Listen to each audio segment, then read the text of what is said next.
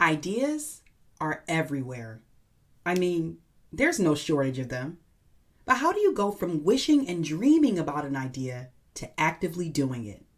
How do you secure actionable, entertaining, and transparent information to help advance your ideas to action? If you're ready for the answer to that question, you're in the right place.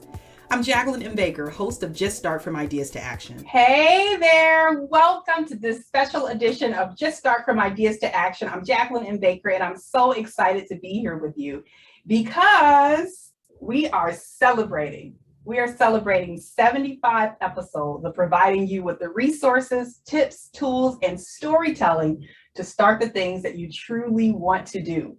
And today, it would be a travesty if I didn't come on here and share with you the journey, the podcast journey thus far.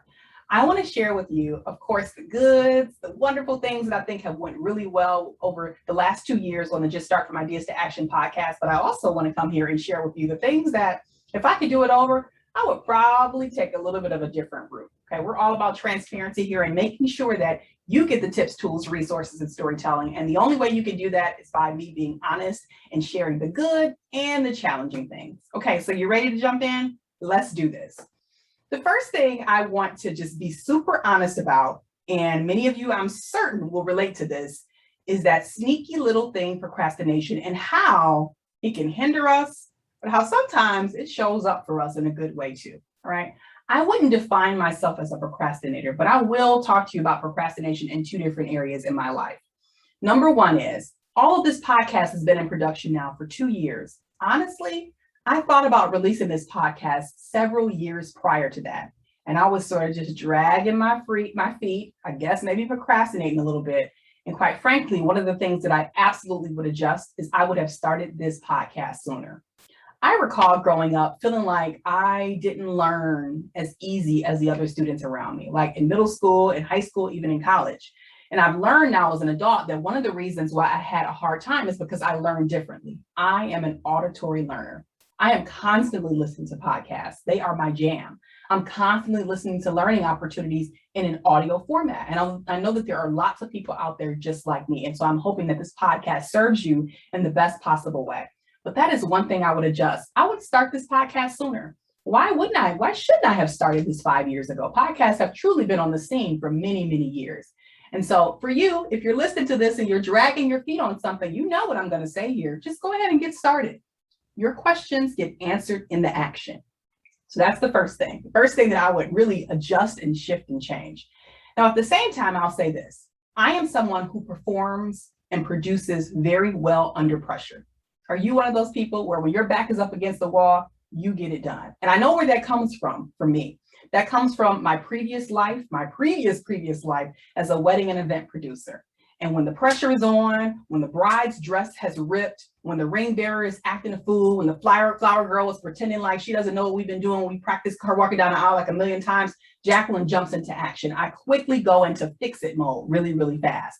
And I know that, like I can do that very, very well. But sometimes that'll get us in trouble, right? If I lean into that too much, then I'm constantly filled with anxiety. I'm constantly filled with stress. I'm constantly filled with overwhelm. Yes, I will get it done because that's how I'm engineered, and that may be how you're engineered too. But at the same time, I don't lean too much into that because I don't constantly want to be overwhelmed. So I want you to use procrastination wisely, okay? That's number one. Number one in my world of producing this podcast over the past 2 years. Number two in my world, okay? Mistakes that I made, and also something that I feel like has gone very well for us, is having a content calendar, all right? So when we first started, we had a content calendar, but it's not nearly, or wasn't nearly as robust as it is now. And what a content calendar means in our world is that we know a year in advance, quite frankly, what each and every month of the year is going to be focused on for the podcast.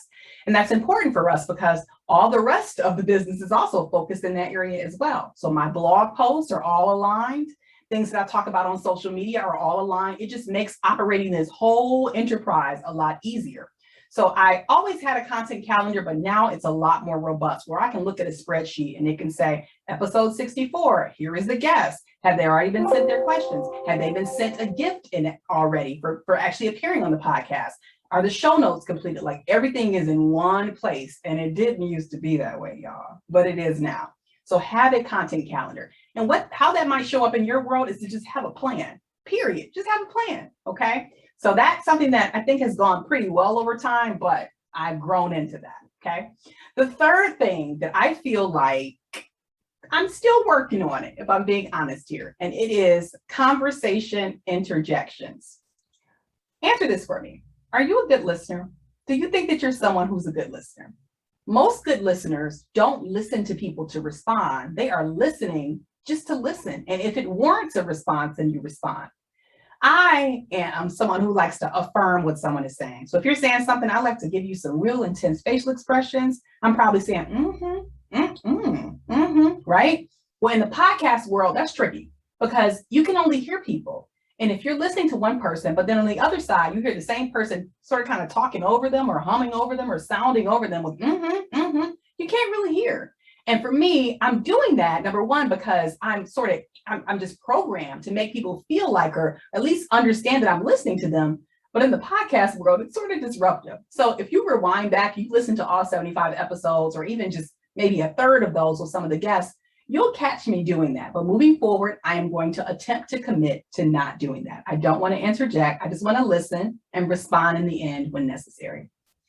The fourth thing that I want you to be careful of is something that I still do a bit of in my life. And I'm not going to say that I'm going to stop doing it, but there are spaces like a podcast that I need to stop doing this. And that is doing too much. All right. I like to edit my podcast. Like I love it. There's this software that I utilize called Audacity. And literally I can zoom in on a sound wave because I know what the sound wave looks like when someone says, like, so when they say something too long, I can literally see it. And for me, it is so therapeutic to go in there and trim those ums, likes, and so's out to make it more concise. But guess what? Guess who pays an audio company for edits? Jacqueline M. Baker. So why am I doing this work myself? It's because I like the feeling of busy. And I always have to check myself on just liking the feeling of busy. Sometimes it's just totally overrated and unnecessary because I'm wasting money. I had hundreds of dollars of credits for this company called Bear Value to edit this podcast. But here I am editing, just double working here. So in your life, and whatever it is that you want to start, are you overthinking it?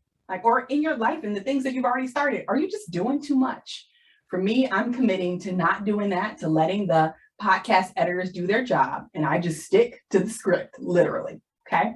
The fifth thing that I think we've perfected, let me say this, we've gotten better at it over time, is being much clearer with our guests.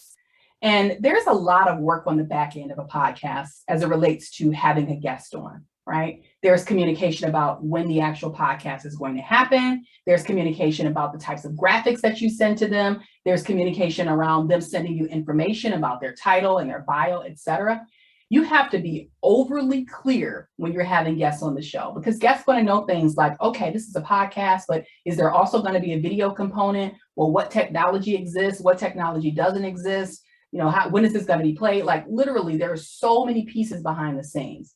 And while I think that there is some opportunity for us to get better at this process, I do think that there are things that we figured out. And so I am particularly proud of that. And I'm proud and happy for the caliber of guests that we've had on the Just Start From Ideas to Action podcast. Listen, here's the summary here. There are going to be things that I start in the future. There are going to be things that hopefully you start in the future where you don't have everything figured out. We are a work in progress, and that's okay.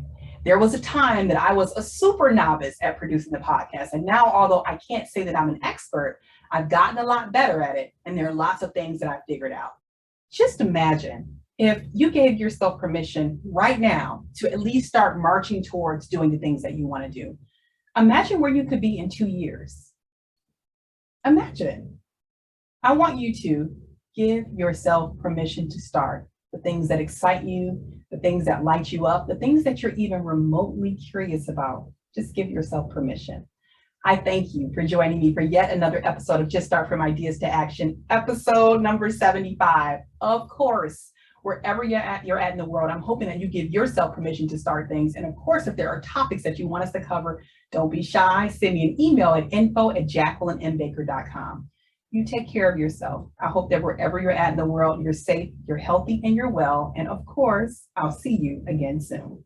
Ciao.